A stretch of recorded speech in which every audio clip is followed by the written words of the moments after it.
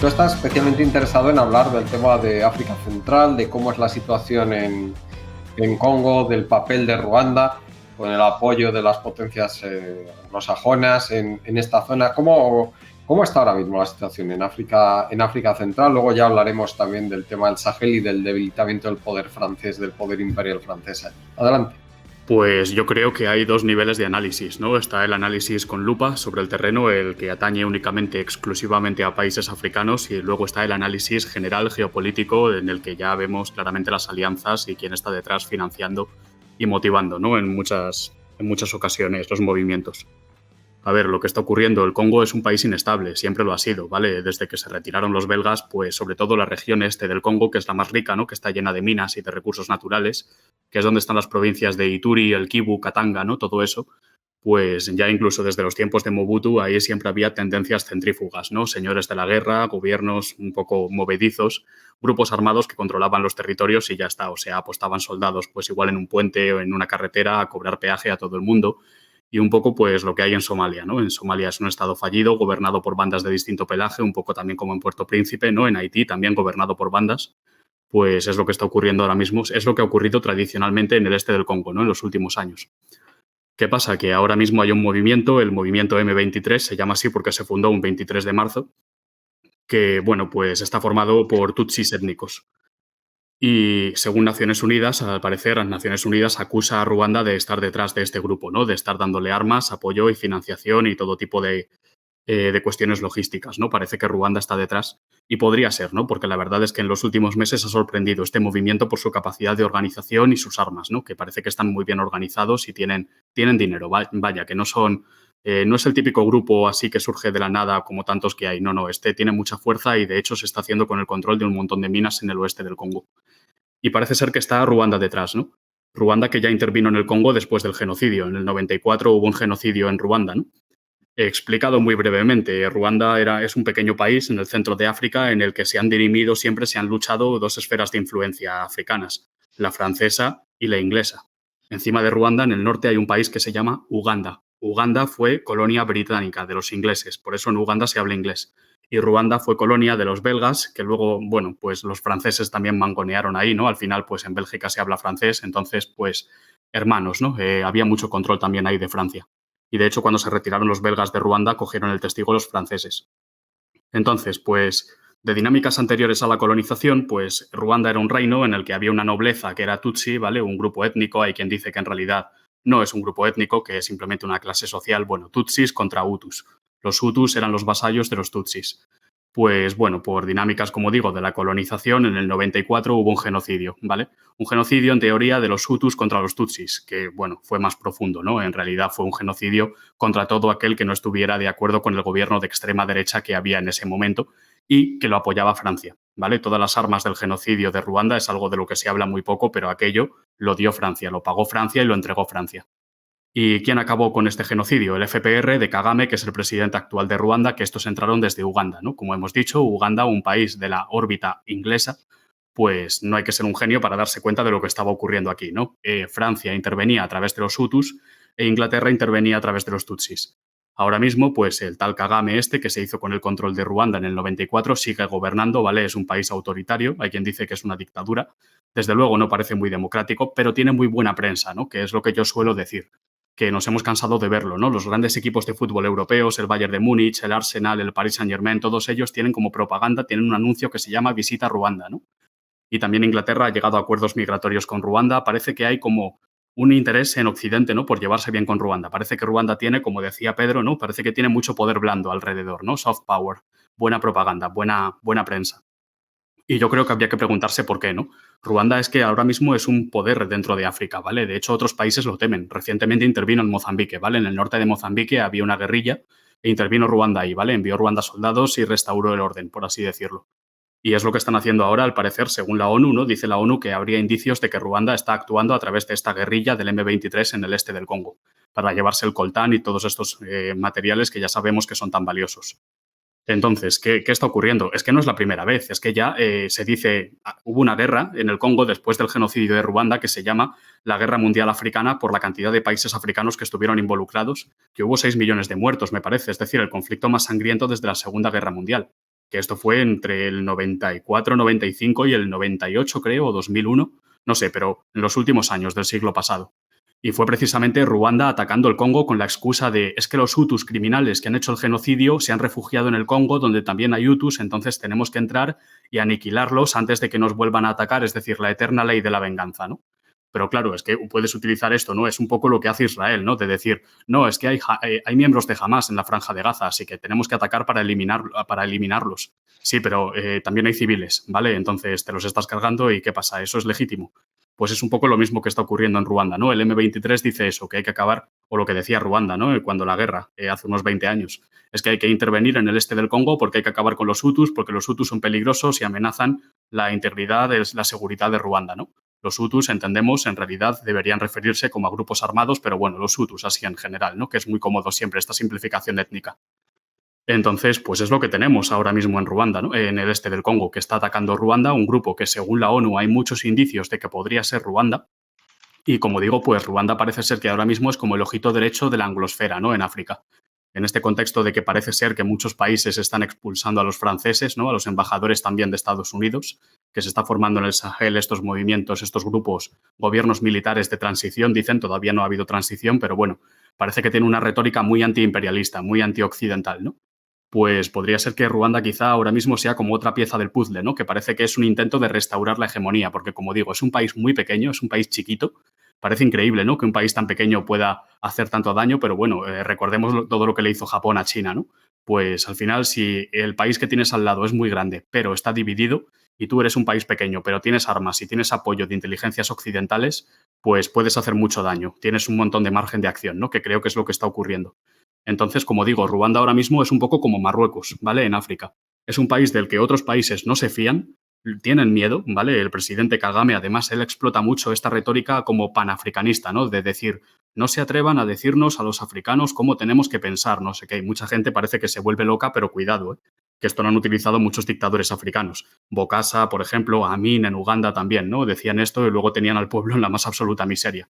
Entonces, no lo sé, lo que está ocurriendo ahora mismo con Ruanda debería darnos que pensar, porque yo creo que tiene un papel muy importante en el genocidio que está ocurriendo en el este del Congo. Lo tiene desde hace 20 años y ahora mismo parece que la situación se está recrudeciendo, por así decirlo, ¿no? Entonces, bueno, no sé qué pensáis. Hombre, pues yo, si quieres que te diga lo que pienso, yo pienso que aquí vemos un caso más de cómo los intereses imperialistas de ciertos países al final lo que provocan son enormes tragedias en los diferentes países. En este caso, pues claramente el saqueo de las riquezas del Congo es lo que está provocando esto. Y bueno, me parece de lo más lamentable y de lo más hipócrita por parte de las potencias occidentales. En fin, Nacho, adelante, ¿qué nos puedes comentar sobre, si quieres también tomar la situación, qué es lo que está pasando en el Sahel, con ese aparente debilitamiento de la posición de Francia, pues adelante. A ver, desde hace un tiempo ha habido una creciente influencia por parte de Inglaterra y de Estados Unidos en la región. Y de hecho, se sabe que los Chicago Boys han ido a Ruanda a plantear sus recetas. Sí es cierto que Ruanda está experimentando un crecimiento económico. Ahora, un crecimiento económico como el que puede haber experimentado Chile y otros sitios similares que aplicaron este tipo de recetas, donde empezó a venir capital internacional y a saquear recursos. O sea, no olvidemos, o sea, ese crecimiento que se está experimentando a la población no está acabando de llegar. Eso como primera cosa que hay que mencionar. Y a su vez ha habido un creciente, vamos a decir, apoyo militar por parte de Estados Unidos, que está dando entrenamiento militar, asistencia financiera al ejército de Ruanda, tiene un programa de cooperación militar con Ruanda. De hecho, llevan adelante ejercicios conjuntos entre Estados Unidos y Ruanda. Y otro país que también está metido en este apoyo, vamos a decir, es Israel. que también está brindando entrenamiento militar y asistencia técnica a las fuerzas de seguridad de Ruanda, a su vez que está vendiendo armas y equipos militares a Ruanda. No olvidemos eso. Y ese creciente poder, sobre todo en este contexto general en el que estamos ahora, donde parece que todo el mundo está mirando para otro lado y lo que está pasando en África, de alguna manera, no tiene tanto interés o no tiene tanto peso a nivel mediático. O sea, lo que pase ahí, de momento, nos da absolutamente igual. Y es muy triste, es muy triste. O sea, yo qué sé, te pongo el caso de la guerra que está ocurriendo en Sudán del Sur. Y a nadie le importa. Y es triste, a nadie le importa. Y ante esa situación el desinterés mediático que hay con lo que está sucediendo ahí, pues pasa cualquier cosa. Que eso es lo triste. Y ya digo, hay mucha influencia militar por parte de Estados Unidos, por parte de Israel, que ya digo, hay un apoyo directo, están realizando maniobras militares juntos y esta entrada, este saqueo de sus recursos de una forma salvaje, sobre todo por parte de Inglaterra y por parte de Estados Unidos. Ahora, no sé, creo que sí, Pedro. Me gustaría que nos comentaras un poquito que yo creo que cómo está la situación ahora mismo en el Sahel con lo que ha ocurrido en Senegal, con lo que ha ocurrido anteriormente en otros países como Níger, como Mali, que estamos asistiendo por fin a una liberación de algunos de los países del yugo al que los tenía sometidos Francia, ese yugo posimperialista. Me haces unas preguntas. ¿Qué Sí, preguntas, sí. ¿Qué preguntas me haces? Vamos a ver. Es que, claro, lo que está viendo es un cambio de patrocinadores. Yo diría eso, ¿no? En principio. Bueno, yo no soy un especialista en la zona. He escrito sobre eso. Es decir, lo cual me dio la medida de lo mucho que tenía que estudiar más sobre la zona. Conozco un poco el tema, el tema de lo que fue la presencia militar, de lo que ha sido la evolución de los países de la zona, y entonces sí me atrevo a plantear algunas cuestiones, ¿no? Francia tenía realmente construida una densa red de presencia sobre el terreno, porque para Francia era fundamental, ¿no?, el tema de algunos recursos, como por ejemplo el uranio. Entonces la presencia de Francia en toda esa franja entre el Golfo de Guinea y el Sáhara, la zona lindante, la zona del sur del Sáhara, en esa frontera entre las dos Áfricas, ¿no?, pues la presencia de Francia era enorme. Entonces ahora lo que ha pasado, y además no es casualidad que esto haya ocurrido en medio de la crisis de Ucrania, lo que tenemos ahora es como la llegada de los contratistas rusos ha acabado favoreciendo, de alguna manera, y hay algún tipo de conexión, entre golpes de Estado que se han producido y han hecho bascular las políticas de alianzas de esos estados o de esos gobiernos hacia una posición que ha expulsado a Francia. No ha expulsado del todo todavía a Estados Unidos, porque Estados Unidos está ahora luchando por mantener alguna de la presencia, ¿no?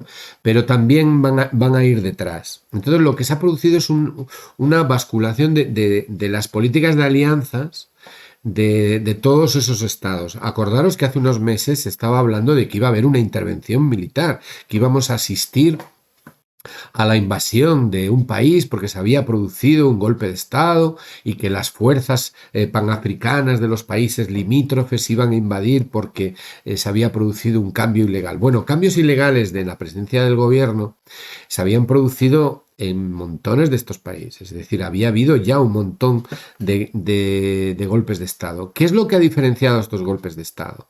Que estos han expulsado a Francia de su presencia militar y de sus otras influencias. Y además ha normalizado la presencia de la diplomacia rusa, de los intereses de las compañías rusas y además sobre el terreno cuentan con la presencia de los contratistas. Es decir, lo que antes hacía Francia, pues muy posiblemente ahora lo van a hacer otros actores, ¿no? Y esto va a tener consecuencias. No, hay una consecuencia y es que el aparente cambio de actitud que está tomando Macron en el asunto de Ucrania muy posiblemente tenga algún tipo de conexión con esto. Respecto de lo que se ha dicho de Ruanda, bueno, hay que decir, yo creo que yo cuando trabajé en la Cruz Roja, un compañero mío era de Ruanda, ¿no? Y fueron los años precisamente de las grandes crisis, ¿no? De toda la zona, ¿no? O sea que lo recuerdo bien, ¿no? Tuvimos el foco puesto sobre el país durante largos meses, ¿no? Por culpa de las masacres que se estaban produciendo, ¿no? Bueno, lo que quiero decir es que Ruanda está en el centro, es un país centroafricano y eso significa que da a un lado y a otro, al norte y al sur, está en una ubicación que le permite mirar hacia un lado y hacia otro y además étnicamente su etnia dominante sencillamente desborda desborda las fronteras y entonces está presente también en los países de al lado. Y al lado tienen un país enorme, gigantesco, que es la República Popular del Congo, también llamada antes Zaire, el antiguo Congo belga, donde, por cierto, mi padre pasó 48 horas junto con otros 30 y tantos marineros españoles en la pista de un aeropuerto con las manos en la cabeza, porque se pensaban que eran mercenarios en los años de la independencia del Congo, ¿no?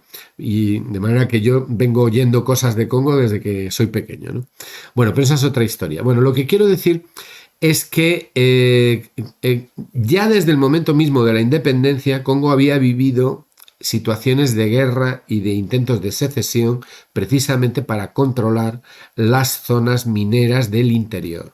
Zonas mineras del interior donde Ruanda se encuentra cerca y tiene capacidad de influencia. Entonces, gran parte de los problemas se podrían resumir de la siguiente manera.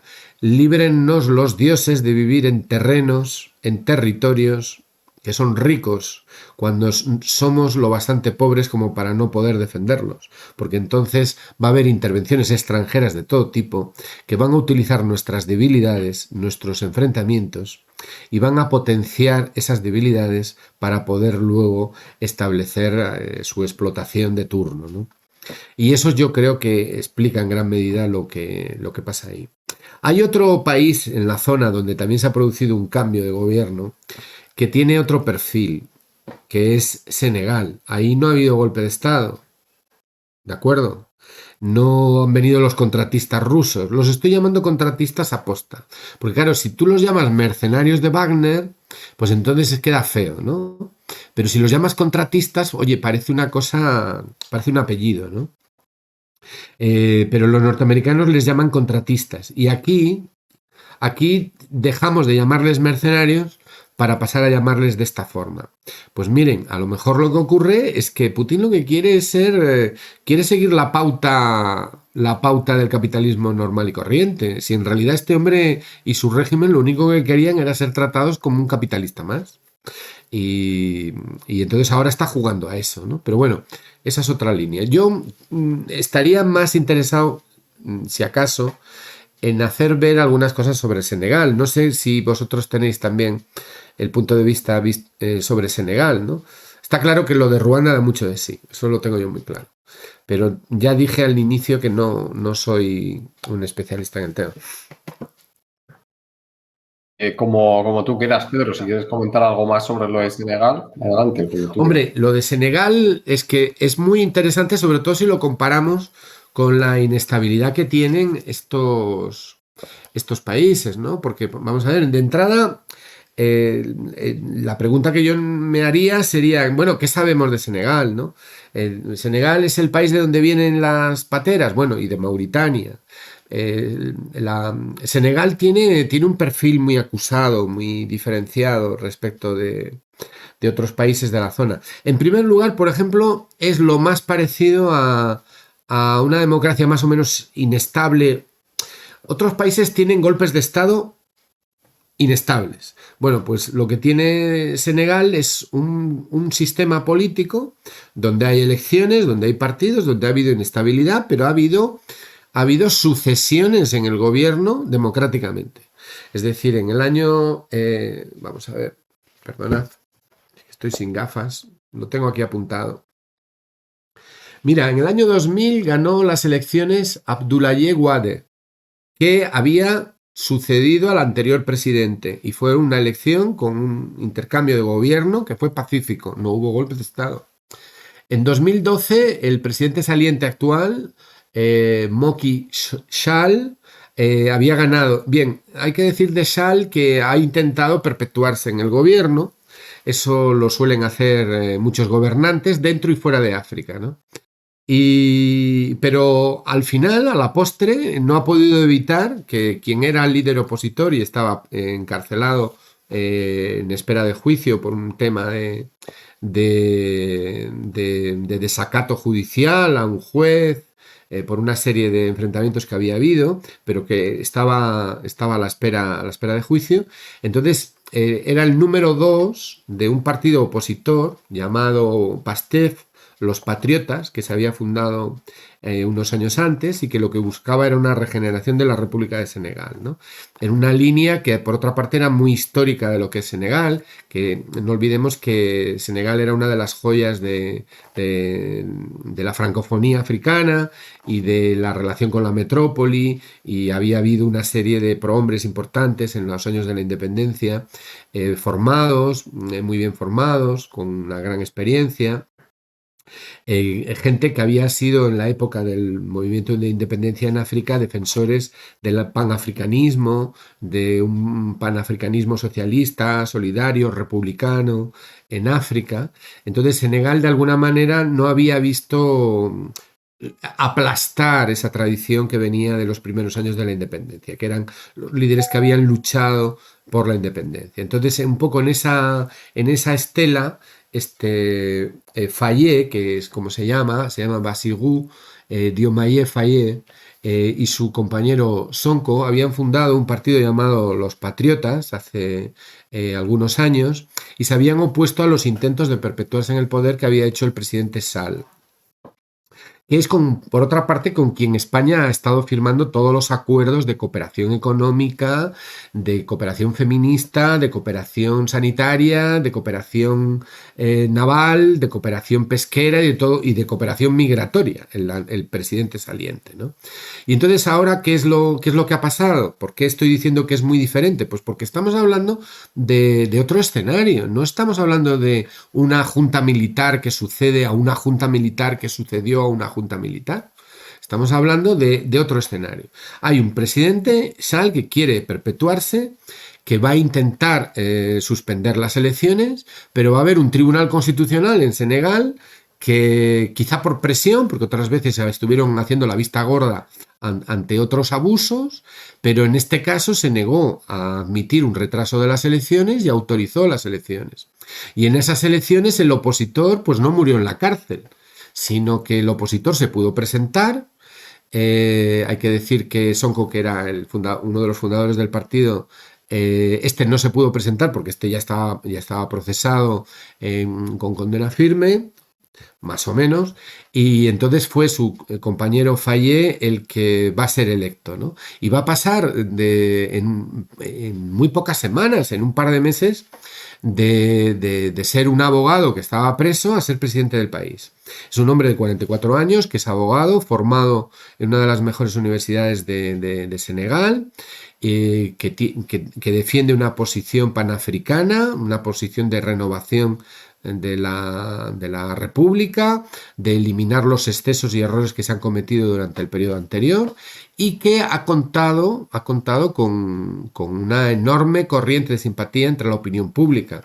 En unas elecciones que tuvieron el 62% de participación, Faye ha obtenido el 54% de los votos, y su opositor, o sea, los que seguían el poder, sacaron el 35% de los votos. Entonces, si vemos esta estructura de voto, lo que vamos a ver es que el sistema de Senegal tiene muchos problemas, que duda cabe, pero de lo que nos está hablando es de que con las elecciones se puede cambiar un gobierno.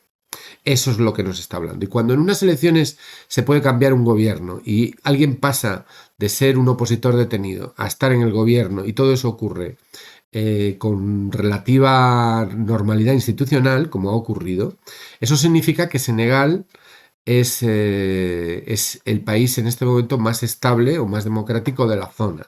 Tal vez no sea mucho decir, pero desde luego es muy importante remarcarlo, ¿no? Porque a veces se hacen simplificaciones muy absurdas.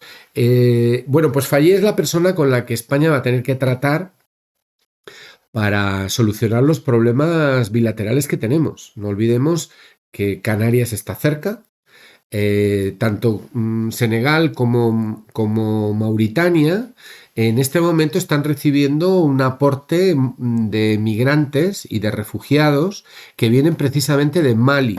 Es decir, los países que están siendo objeto ahora de cambios de gobierno por juntas militares, con independencia de la suerte de Francia en todo esto, eso está generando también un cierto éxodo. O sea, el número de llegadas irregulares a Mauritania es muy potente, es muy poderoso, y Mauritania no tiene muchos recursos para hacerse cargo de toda esa gente. Y además la situación interna de Senegal, que es un país que tiene unos 18 millones de habitantes, pues que tampoco es que sea muy boyante. Entonces, esta emigración en cadena es la que al final nos acaba llegando a nosotros, ¿no? Entonces, a España, desde luego, lo que le interesa es estabilizar la zona y apoyar al gobierno democrático de Senegal ahora en este instante. Pero eso requiere una política exterior que tenga claras sus prioridades, ¿no? Que tenga clara a quién y cómo se debe apoyar. Yo me pregunto hasta qué punto, por ejemplo, los líderes opositores de Senegal han contado con algún tipo de simpatía, de apoyo, de conocimiento o de ayuda por parte de los europeos, por ejemplo. Hombre, por parte de los españoles, ya te digo yo que dependerá de si han recibido alguna llamada de la embajada americana o no, del Ministerio de Asuntos Exteriores. Está por ver qué pinta Estados Unidos en todo este proceso, ¿no? Pero hay que pedirle permiso siempre. Por cierto, hay una novedad al respecto. Es que Milei acaba de aprobar una base militar en Patagonia, ¿no? Es que cuando has dicho lo del amigo americano, me he acordado de la general Robertson, que ha sido recibida en Ushuaia por Milei y todo esto. Bueno, no es que quiera cambiar de tema, lo que quiero decir es que hace muy poco tiempo se nos dijo que Estados Unidos finalmente entraba en África, habían creado el AFRICOM, el Comando para África, y bueno, pues yo no sé si Rusia tiene un AFRICOM, pero, por cierto, sí tiene un cuerpo africano, tiene un Africa Corps, Putin tiene un Africa Corps, ¿no? Pero por el momento no les están saliendo las cuentas. Su mejor baza, sin duda alguna, es Marruecos, como hemos dicho antes, ¿no? La mejor baza de Estados Unidos. Lo que está claro es que toda la zona del Golfo de Guinea y toda la costa occidental de África son zonas que tienen muchísimos recursos, muchísima población, y que juegan un papel estratégico enormemente importante. Y vaya, resulta que nosotros allí tenemos Canarias, ¿no? ¿Y qué va a pasar con Canarias? Pues eso sí que preocupa en Senegal. La relación del Senegal con Canarias es intensísima, ¿no? Es intensísima. Y la de Galicia con Canarias, no, la de Galicia con Senegal, perdón. Pues miren, no lo sé, pero cualquiera que sea gallego y que nos esté escuchando y que tenga cierta edad, va a recordar que Dakar y Dakar, que se pronuncia, lo hemos pronunciado de todas las maneras posibles, era un sitio de recalada de los marinos españoles y de los marinos gallegos y de los pescadores muy habitual. Y en Canarias la relación con Dakar, bueno, forma parte del vecindario, ¿no? Casi, ¿no? Es un tema enormemente importante, ¿no? Pero claro, hay que tomárselo en serio y tener preocupación por estos países, ¿no? Y eso no creo que nosotros, como país, como Estado, estemos haciendo todo lo que podemos hacer o debemos hacer, ¿no? Sí, sí.